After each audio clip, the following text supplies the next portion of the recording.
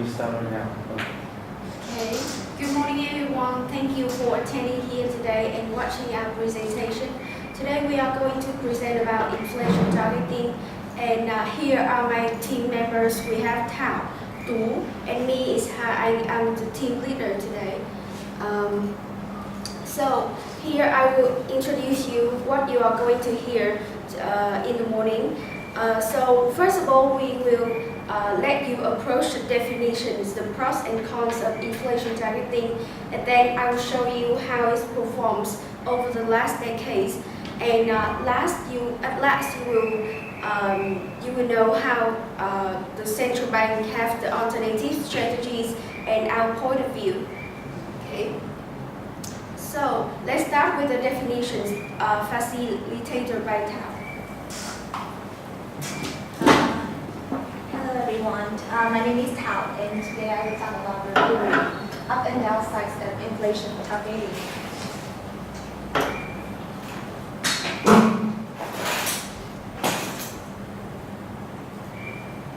Now I will go for a brief about inflation targeting.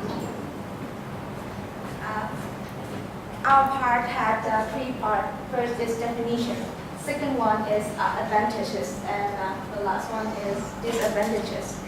And I will tell you about the definitions of inflation targeting.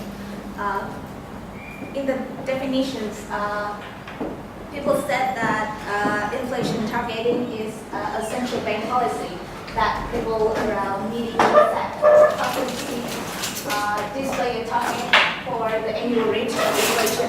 And in recent years, many central banks were adopted a technique for controlling the general rate in the price level. For the advantage of the inflation targeting, to show you three advantages of inflation targeting. The first one is that it can balancing the predictability and the expectation. It instills the predictability because in the life, people can lose the job, can have the job, open the business. The bank can also open up and bank runs for a lot of time. So if they have no care about inflation targeting, they cannot afford the situation of the economic and the situation of the inflation. So they cannot predict and expect for the situation. The inflation targeting can help them to balancing it and to know it first. The second one, it can prevent the bubble and fuel sustainable growth. They can have to adverse the diseases like if it's unchecked, it will lead to the unstable growth and inevitable recession. To prevent the fuel sustainable growth, you have to check the inflation targeting first to control the situation. And the last one, it can also preventing the economic collapse. Without the inflation targeting, the cost can be skyrocket, like it can raise really high and you cannot control it. So the inflation targeting was set to prevent it and to make sure that the economic price can be stable. And next one is three disadvantages of the inflation target. The first one, it can be unrealistic in the natural. In recent years, there were so many countries who adopted the technique of inflation targeting, but they still have bank run, and they still cannot afford the inflation. Just in some countries or some central bank, it can help to control the inflation, but otherwise it's really hard to make it true and adopt inflation targeting in some central bank like Vietnam. Second one is against the development because it can you cannot check the inflation targeting for a lot of time, and each time you check for it, you can like lost the time for it, and you have to control it instead of develop more. So if we keep checking the inflation targeting, it can increase the development of the country. It can also have a side effect, like in the long term, the government may have too much the onus of the financial burden to keep the inflation under check.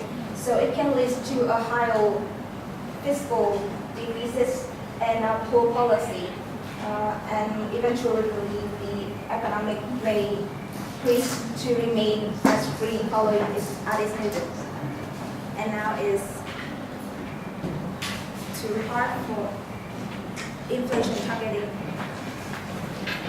Okay, here I will show you how inflation targeting performs over the last decade. Inflation targeting was used as a main tool to achieve price stability, and so many countries have adopted this method. So do you know who are the first 3 countries that adopt this method?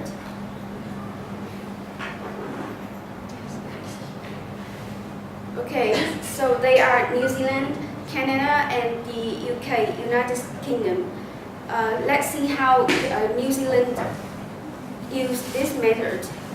Okay, first of all, when using inflation targeting, they have a measurable result. At the end of 1992, the inflation rate of New Zealand has reduced from 5% to 2%, and at the same time, the country's growth rate was really high, and the unemployment rate as well as the inflation rate was dropped down significantly. So in general, inflation targeting had a very positive result in New Zealand, and it plays a very important role in monetary policies. So let's take a look at the charts here. As you can see that the red line here is CPI of Sweden. So it fluctuates quite low and more stable from 1971 and 1992. So we can come to the conclusion that inflation targeting has not only a positive impact on New Zealand but also in Sweden, and moreover we have many research that were carried out by many economists, and they found that in 2014 Nguyen found that the adoption of inflation target it contributes partly to reduce the inflation in the 1990s. And 2 other economists also claim that inflation targeting play an important role in reducing the level of inflation in the countries who adopt it. So now we are going to move to the alternative strategies of central bank. Hello everyone.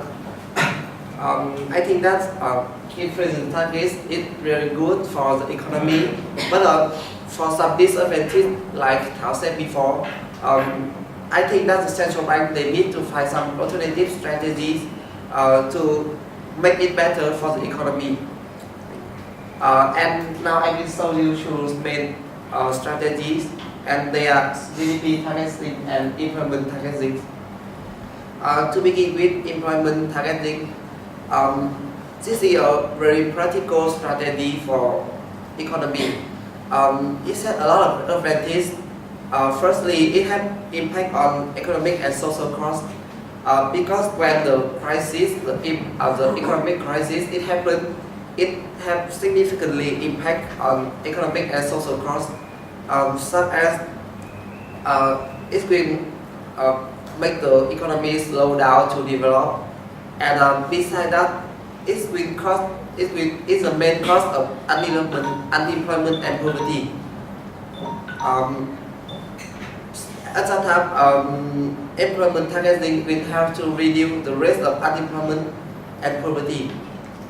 And beside that, when the unemployment is reduced, they will promote the investment into a country, and it will help the country economy develop. Next, it is GDP targeting. As you know, that GDP is directly related to the wealth of economy. So, if the central bank aim at develop the GDP, it will have a lot of advantages, such as it will lower the national debt because the government they can earn more money, and it's really better than inflation targeting. And finally, is our point of view, and I will show you this. Okay, so our answer for the question that should the central bank follow inflation targeting is our answer is yes, because despite all of its disadvantages, we have its advantages that has more effect, more impact on our economy. So we agree with to follow the inflation targeting. So that's all of our presentation. Thank you for listening. Okay, now you mentioned that some central banks adopt inflation targeting monetary policy framework, but this country still experience high inflation rate, right? This belonging to disadvantages of this framework. Can you tell me some reason why in some countries that they have some experience of high inflation, even they adopt the monetary policy? Actually, I was read it on a titles like a past online, and they just said that there was some central bank, but I don't know if it is right or not. But I think it's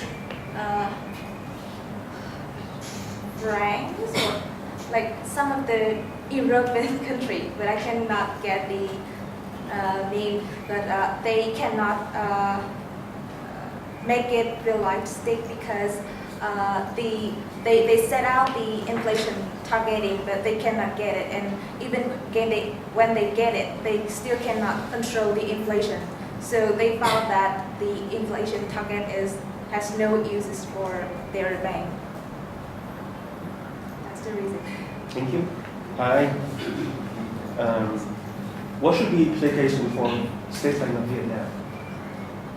State Bank of Vietnam. What should be the implication? The policy implication for State Bank of Vietnam? You still accept that this monetary policy framework is suitable for State Bank of Vietnam or not? Yes, I think it is zero for our state bank because we have a quite high unemployment rate and inflation rate. So I think inflation targeting is like a need for us right now. If we have inflation targeting, so that we can control and have more ways to control the inflation rate, so it will have more impact than we expected. Okay, cool. So you mentioned that the two targets, right, of central bank, economic growth and employment, right? So they are totally different, or there are some similar targets and instrument to get targets. Basically, they are quite the same because they all concentrate on developed economy. But in my opinion, three strategies, it has a little bit different in the way they develop the economy. For example, GDP strategy is concentrated on develop GDP of a country. Employment strategy is concentrated on the reduce the unemployment rate and improve the investment into a country. And I think the two main differences between that strategies. Okay, thank you. Thank you.